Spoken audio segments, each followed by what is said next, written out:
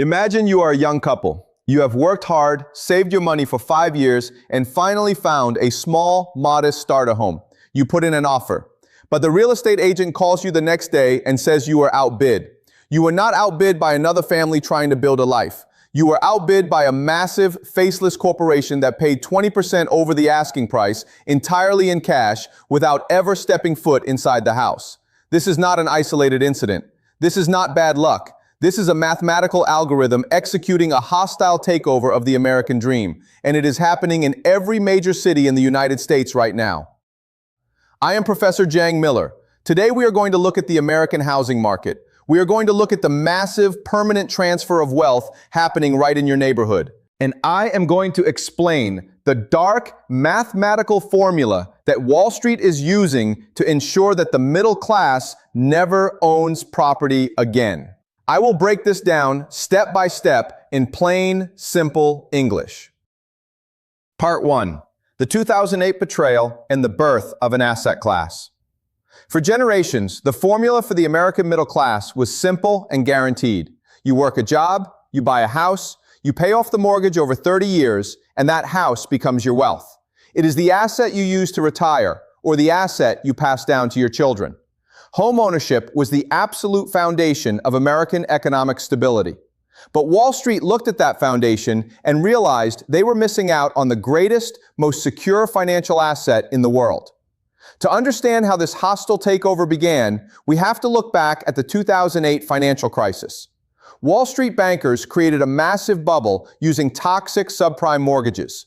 When the bubble burst, millions of everyday Americans lost their jobs, and then they lost their homes to foreclosure. But what happened to Wall Street? The United States government, using taxpayer money, bailed them out. And this is where the greatest betrayal in modern economic history occurred.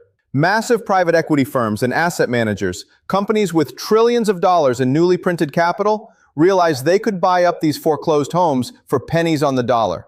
Main Street lost their houses, and Wall Street bought them at a massive discount. But they did not buy them to flip them and sell them back to families. They bought them to rent them out. In the ashes of 2008, Wall Street turned the single-family home into a permanent financial product, just like a stock or a corporate bond. And the mainstream media is completely ignoring how aggressive and monopolistic this takeover has become today. Part 2. The unlimited cash machine and the AI landlord. This brings us to the trap you are fighting against when you try to buy a home today. You are not competing against your neighbors. You are competing against the Federal Reserve and artificial intelligence. When you go to a local bank for a mortgage, they scrutinize your income, your credit score, and they charge you a 7 or 8% interest rate. But massive institutional investors do not play by those rules. For the last decade, these corporations had access to billions of dollars of virtually free money, courtesy of the Federal Reserve's zero interest rate policies. They use this institutional cash to sweep through suburban neighborhoods, but they do not use human real estate agents. They use advanced software algorithms.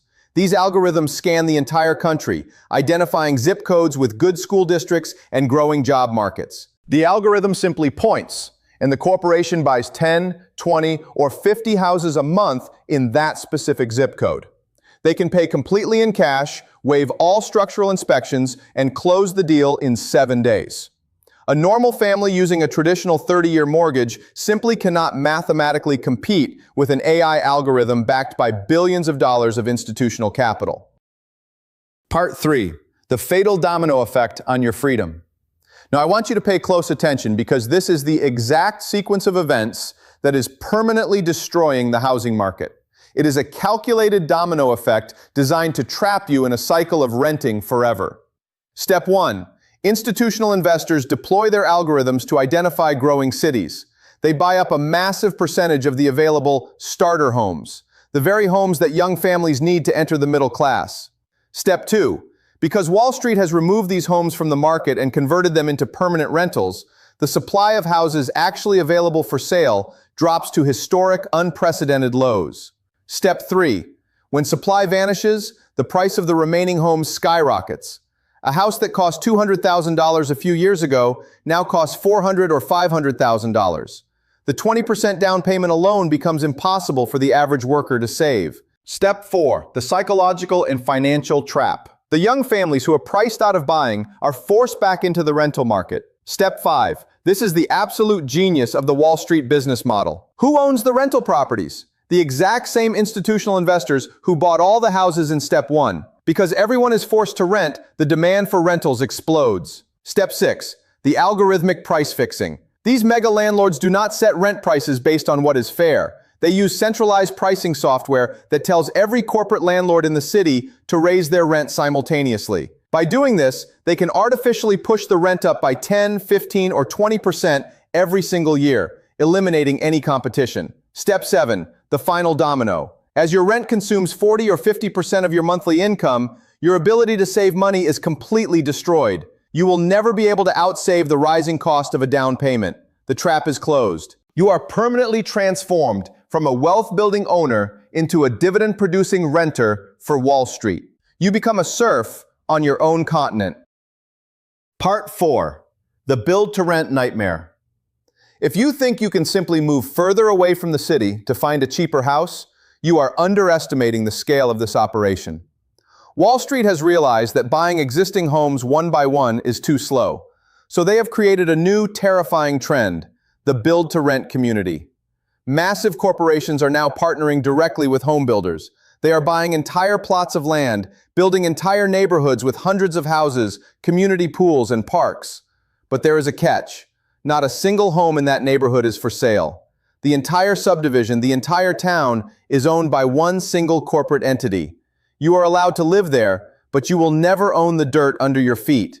You will pay a premium rent. You will pay corporate HOA fees. And when you retire, you will have zero equity to show for 30 years of payments. They are not just buying neighborhoods anymore.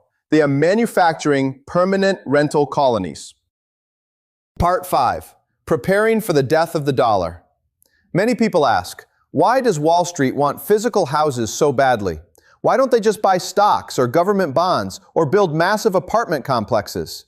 Because the smartest people in the financial system know exactly what I have explained in my previous geopolitical breakdowns.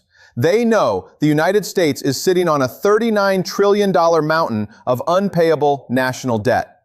They know that to avoid a default, the Federal Reserve is going to be forced to print massive amounts of money. And they know that this money printing is going to cause hyperinflation, destroying the purchasing power of the US dollar. If you are a billionaire and you hold $1 billion in cash or in government bonds, hyperinflation will eat you alive. Your wealth will evaporate. But if you hold $1 billion in physical real estate in thousands of single-family homes, you are fully protected. As inflation rises, the nominal value of the house rises. As inflation rises, you simply raise the rent on your trapped tenant to match it. A single-family home is the ultimate hard asset. Wall Street is treating your local neighborhood like a financial lifeboat.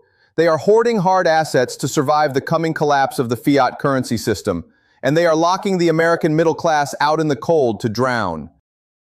Part 6. The Echo of History. People think the modern housing crisis is just a temporary market fluctuation caused by the pandemic or supply chain issues. They think prices will eventually come back down.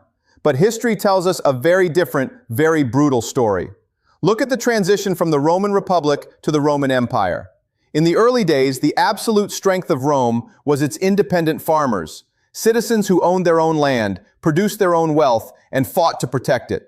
But over time, the wealthy patrician class used their massive capital and political influence to buy up all the small independent farms. They created massive corporate-style agricultural estates called latifundia. The independent citizens were pushed off their land. They were forced to move into the crowded city of Rome, where they became a permanent underclass. They rented slums, they owned nothing, and they had to rely on government handouts, the famous bread and circuses, just to survive. The wealth of the entire nation was concentrated into the hands of a few mega landlords. America is walking down the exact same path. We are witnessing the creation of the modern latifundia. The private equity firms and asset managers are the new patricians, and the American middle class is being reduced to permanent serfdom on the land they used to own. I will leave you with this thought. The World Economic Forum once famously predicted, "You will own nothing and you will be happy." For years, that phrase was dismissed as a wild internet conspiracy theory. Today, it is a mathematical business model playing out on your street. The era of cheap housing is not coming back because the houses are no longer meant for you. They are dividend-producing financial instruments designed to protect billionaires from the inflation created by Washington. If you do not understand this macroeconomic reality, you will spend the rest of your life paying off someone else's corporate mortgage. If you are tired of the mainstream media lying to you about the economy and you want to see the global financial chessboard for what it really is, hit the subscribe button right now. I want to know exactly what is happening in your specific area. Go to the comments and tell me, what was the price of a small starter home in your city 5 years ago and what is it today? Write the two numbers down. I read every single comment and I think the answers are going to shock everyone watching this. Stay vigilant and I will see you in the next breakdown.